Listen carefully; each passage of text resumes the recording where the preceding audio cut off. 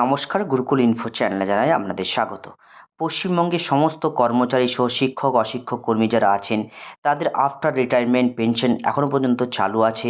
এই পেনশন সংক্রান্ত তথ্য আগামী দিনে কি হতে পারে, নতুন যে পে কমিশন অর্থাৎ সপ্তম বেতন কমিশন কার্যকর হলে আমাদের যে পুরনো পেনশন সিস্টেম সেটাকে উঠে যেতে পারে। এনপিএস ন্যাশনাল পেনশন স্কিম, যেটা সেন্ট্রাল গভর্নমেন্ট 2000 চালু থেকে ইতিপূর্বেই চালু করেছে।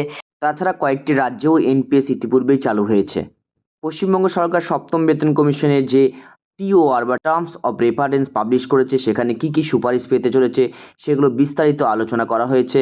যাই হোক, ওপিএস বা এনপিএস এর কি মূল পার্থক্য হতে পারে, আগামীতে তা প্রতিফলিত হবে সংবাদপত্রে কি বেরিয়েছে, আপনাদের সামনে বিস্তারিত আলোচনা করব। ভিডিওটি শুরু করার আগে চ্যানেল যারা নতুন তাদের বিশেষ অনুরোধ, চ্যানেলটি সাবস্ক্রাইব করে পাশে থাকবেন, পাশে থাকা বেল বাটনটি অবশ্যই প্রেস করে দেবেন।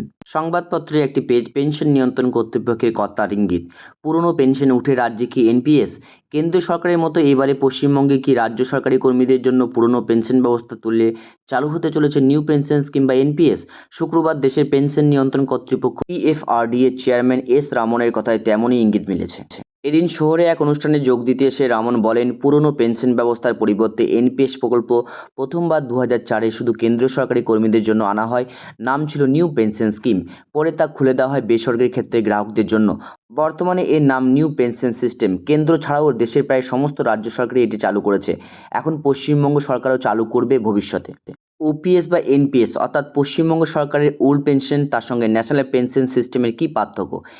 প্রথম কথা, ওল্ড পেনশন সিস্টেম হচ্ছে ডেফিনিটিভ বেনিফিট, অর্থাৎ এখানে অবসরের পর কত টাকা পাওয়া যাবে তা নির্দিষ্ট থাকে সরকারের তরফ থেকে।